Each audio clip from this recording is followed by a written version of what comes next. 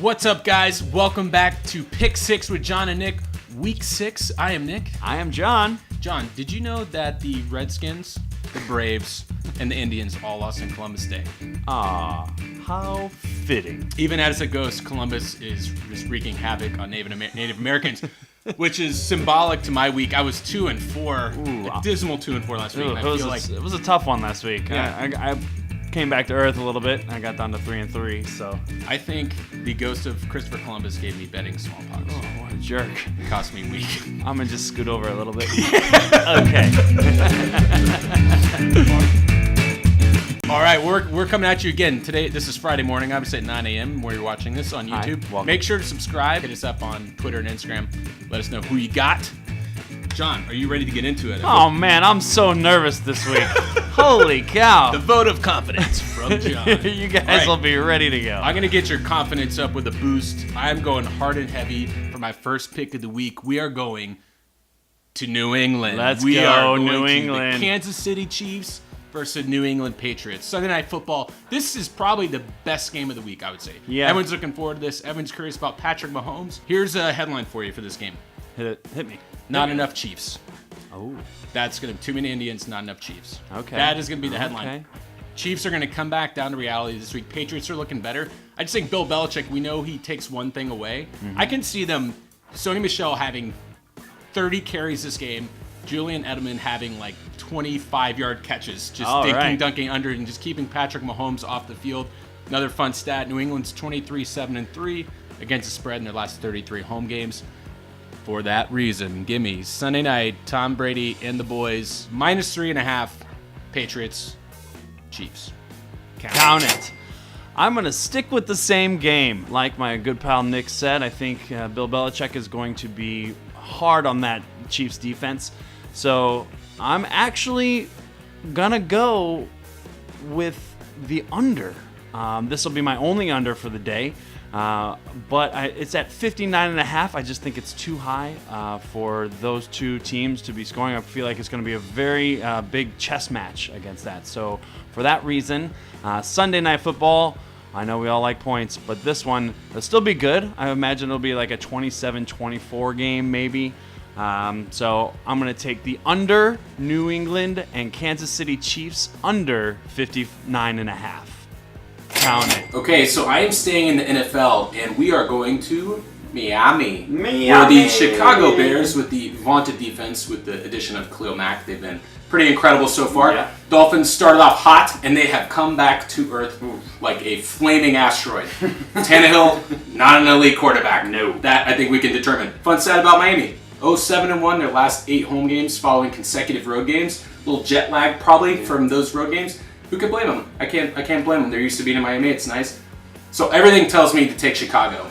But you know what I'm doing this week? I'm fading myself. What? Give me the Miami Dolphins +3 for no reason other than the Bears seem like a total lock to me. I'm going the other way. We've seen a lot of weird things this season. Dolphins +3.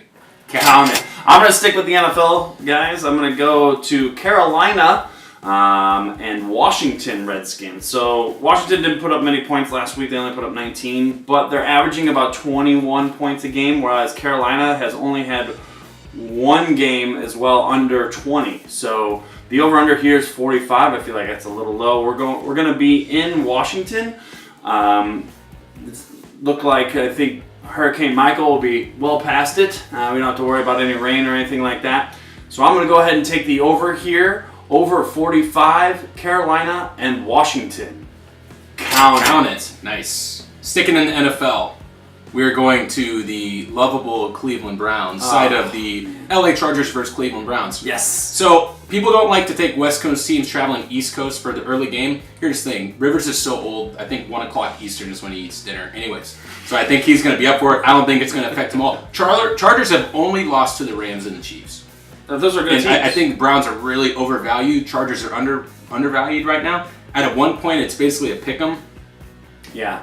I think the Chargers take this. I think they're clearly a better team. Plus, Browns coming off another. I just can't see the Browns getting consecutive victories. But for that reason, and essentially a pick 'em, give me LA Chargers -1 at Cleveland. Count it. Well, I'm going to stick with that game. The Cleveland Browns have scored under 20 points only once this season, and the Chargers have yet to score under 20 points. So I'm going to stick there, and the over-under is pretty low again. We're going to stick at 45 for that game. I just think, Phillip Rivers does score a lot of points no matter what. Baker Mayfield will probably pick up that defense. They did score 42 against the Raiders, another West Coast team, so I would imagine it's going to be a West Coast offense, West Coast feel. So I'm going to go ahead and take the over. Cleveland and Los Angeles Chargers over 45.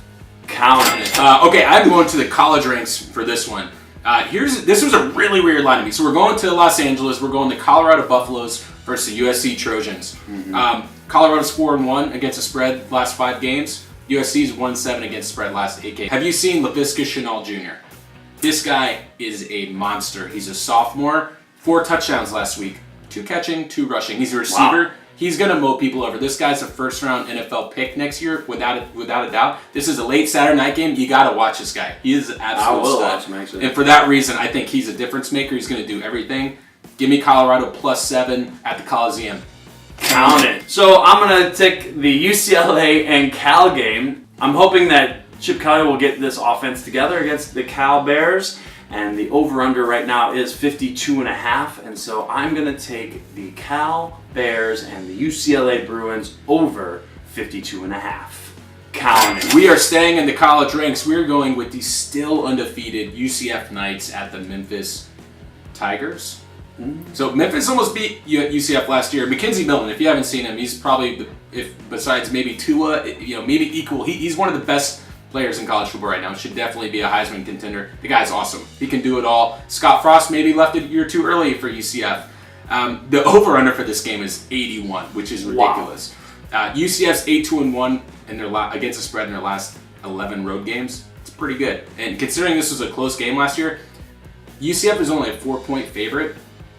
Memphis does have one of the best home advantages in college football.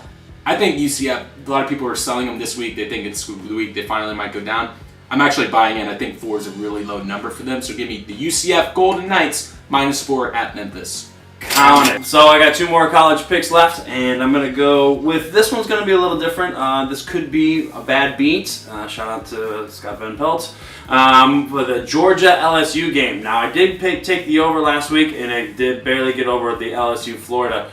But I think that Georgia, they're scoring points. It doesn't matter who they're playing against. They're always going to be scoring. And no matter how many they get, 40, 35, 40, I feel like LSU will score some points against the Bulldogs. They do have a little bit of a transparency in their defense. They'll allow some points to be scored.